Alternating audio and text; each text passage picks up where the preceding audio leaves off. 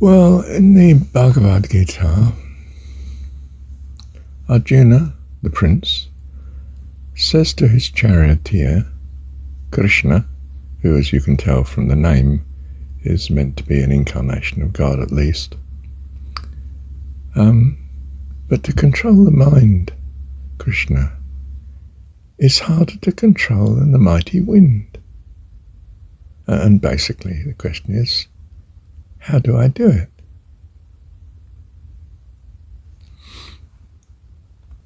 This is acutely a problem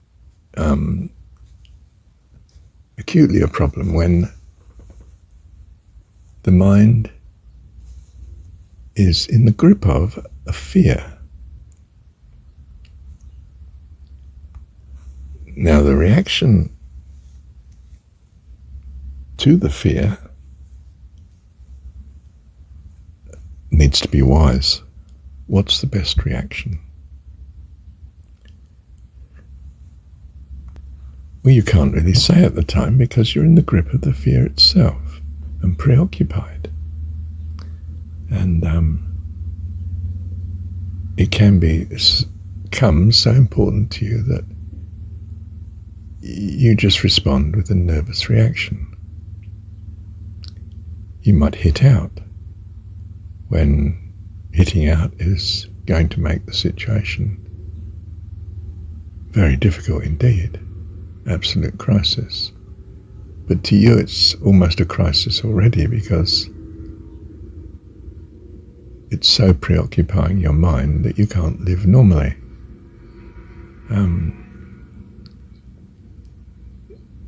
You can't even think properly at the moment. Now, the solution for those that are trained is to immediately drop into emergency mode, which in the case of the religious should be God.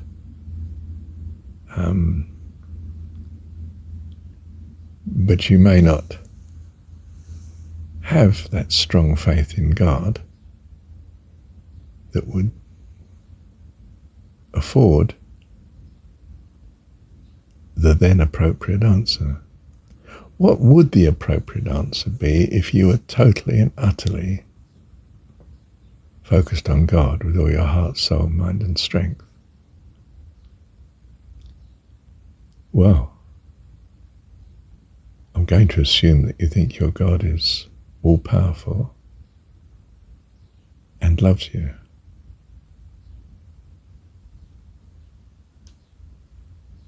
And if that is so, the logic is that whether you like it or fear it or not, this situation is appointed by him, for nothing can obstruct his love and his power.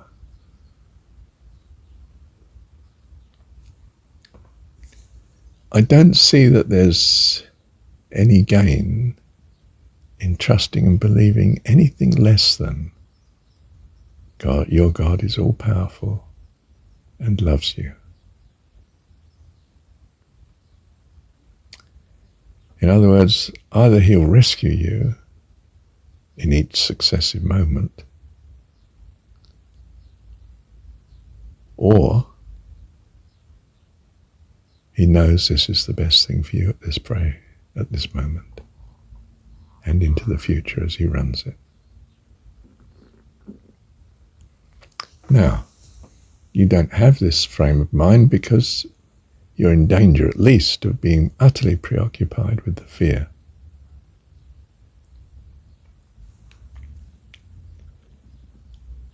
So, what's Krishna's reply? Yes, to control the mind is indeed hard, Arjuna, but with practice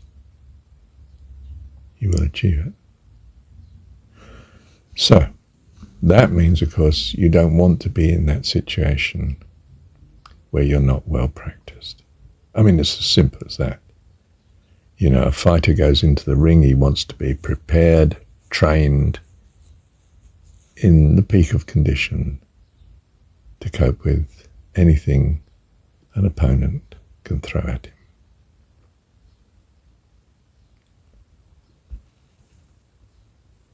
What's the training? You're going to be able to control your mind in any situation.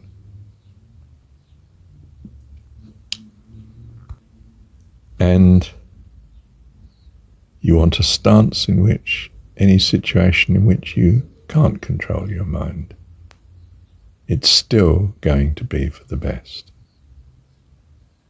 This deep and utter conviction within you.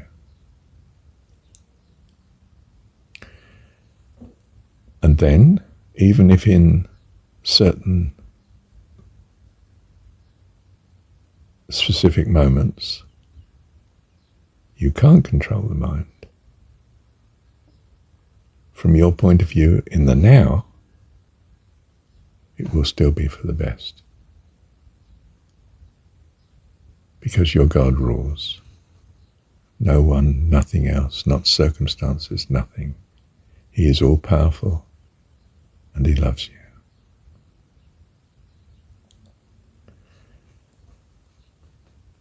How do you increase the propensity of the mind to trust this more and more as you go through your life?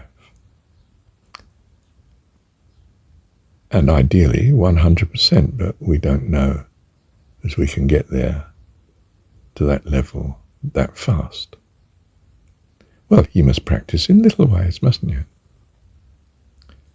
First of all, are you confident that everything that's lovely is because God has made it so? That's not too difficult thing to trust, is it? So I look at the morning and I think, what a lovely morning. Thank you, Heavenly Dad, for this lovely morning, for my being here and able to experience this moment of time, in time, of this place, and your grace and goodness, your loving kindness. Thank you, I can breathe, I can think, and that I can trust you for it, this loveliness. That's not difficult, is it? Strangely enough, most of us are not in that practice. There are outstanding occasions when we see something beautiful, and we might not even then think to thank God for it because we haven't practiced trusting that such a God exists. So we just say, isn't that lovely? Not thinking why. Well, it's a train of causation, presumably, that's brought this loveliness about, but we're not deeply thinking about that. And therefore we're not bringing God into the situation. We're not practiced. And we're not, in our thankfulness of this loveliness, thanking God. We're not practiced in bringing God even into this very unobstructed situation where there's no question of fear, just an appreciation of loveliness. Where if we chose to trust that God made everything that's good, we would assume, of course, he's made this, and it's easy to thank him for it. And your gratitude to God would grow. Your trust in God would grow. Now, there's also the other side of things that you look at and think, this is not right, don't like the look of that. But it's not a problem to you. You just pass on. But one or two things are. It's raining and I'm going to get wet. Waiting at the bus stop. Have I got an umbrella? Oh yes, thank goodness I have. You're thanking God for the good things, but you're not thanking him for the rain. Now you could thank him for the rain and nonetheless take an umbrella. Be thanking him for the umbrella. But now's the practice. Now we start getting down to serious practice. I'm going to thank him for the rain. This is counterintuitive because I don't like the rain. From my point of view, the rain is in some place, in some sense, misplaced. Yeah. But you want to trust God more than your view of the rain. So you trust his view, which in your trust, remember, is that he's an all-powerful God that loves you. And the rain itself is a blessing. That's his view. Whether it's your narrow view without thinking of him or not. But you're in the habit of thinking of him. So you wonder if the rain is in some sense good. And either way, you're going to thank him for it. Because you wish to build up the practice of coping with that which you think is not right, not good, not the best thing. I'd rather it was a sunny day. Or just cloudy. Do you see? You still take an umbrella. You don't say, oh, God definitely wants me to get wet. But if you haven't got an umbrella and you've got to go out and it is raining, well, you put a hat on if you've got one, put a coat on. It's not that you don't do the obvious. Put a coat on and be as quick as you can and take a slightly different route where it's a bit more protected, and or even check if you could have a taxi. If you're travelling somewhere. Or be quick if you're dashing down the garden and get in quickly and have a shower afterwards and warm up if you soaked through and it's cold and damp. You're going to practice thanking him for the little things that go wrong. And there'll be big things in the meantime that go wrong that you can't thank him for. The answer is actually to thank him. It's a bit revolutionary. So you need to be practiced and see the result of thanking him for the small things that are wrong. What will be the consequence in the meantime? As you practice the small things going wrong, the kettle's not working. Oh my goodness, I haven't got a clean shirt to put on. Things like that. Thank you, Lord. Can I wear something else? Well, obviously I can wear the one I was wearing yesterday. Do I need to wear a shirt at all, or have I got something else I could wear? Not sure. No, I think I'd better just wear the shirt I got yesterday. Thank you, Lord. Do you see you're going to practice mastery of the mind such that the external circumstance does not shift your equilibrium? Now, big problems will until you're practiced, and then only enormous problems will. And then you may find that you're so well practiced, you can cope even with the enormous.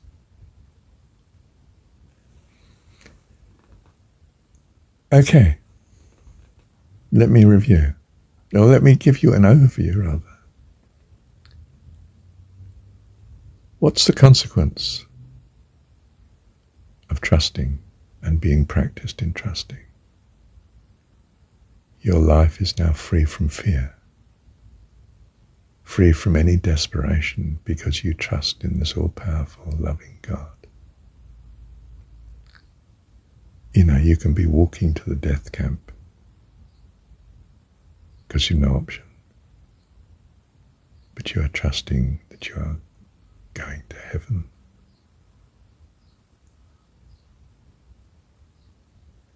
Or you can be walking to the death camp not trusting anything like this and absolutely paralyzed with fear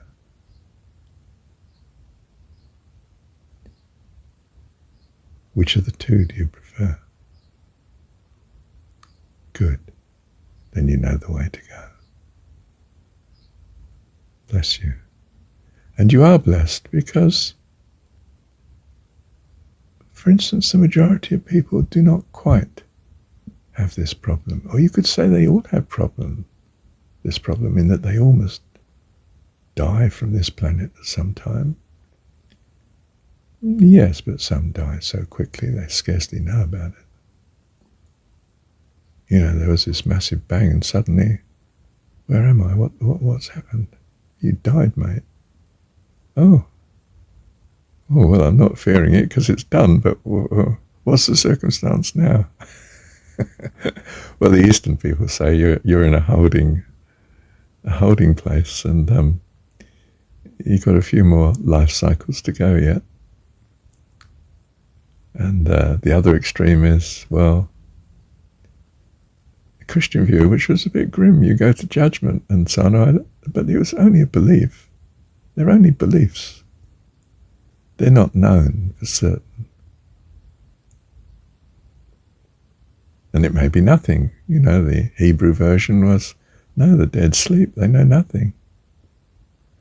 What's the science understanding? Well, you're no longer thinking, you're no longer alive, you're dead, finished, ended. There is nothing, no thought, nothing. Well, that's not a frightening circumstance to find yourself in, is it? Because there's just nothing. You can't even think about it. Good. It's gone, you've ended. Now, the modern world thinks that's the most likely. Well, the modern secular Western world, which is not the bulk of the people on the planet, of course. The bulk of the people on the planet think and hope for something better. Some religions don't seem to. You know, they think everyone's damned except the chosen. And the damned go for eternal judgment, pain and suffering. Well, in which case, you'd better trust in your God rather fast. And that was, of course, the reason for that theology. It seemed to be a good recruiting ploy. If this is reality, my goodness, you're going to be obedient to God. And we can tell you what God requires. And it's probably something to do with obedience to the state and a few other helpful things that the emperor wants. Not likely to be so much truth, more convenient from his point of view. Should I thank God for it? If I find myself in that situation, yes, ultimately, because it's going to be the best way of handling it. Unless I can see a way out, you know, escape from this regime. You're going to trust the Lord thy God with all thy heart, soul, mind and strength. Why? Because you love him with all your heart, soul, mind and strength. Why? Because you're filled with gratitude for all his goodness. Why? Because I've practiced being so. Oh. Right. I know the way to go. And so do you. Bless you, dear one. Whatsoever is good and lovely, think on these things, and you will find you are quickly able to thank him for that which is not so good and lovely, because he's an all-powerful God, and he loves you. Taste and see. If you find this trust works, well, you won't need to know the reason why, but perhaps you'll even find that out as well. Thank you, Heavenly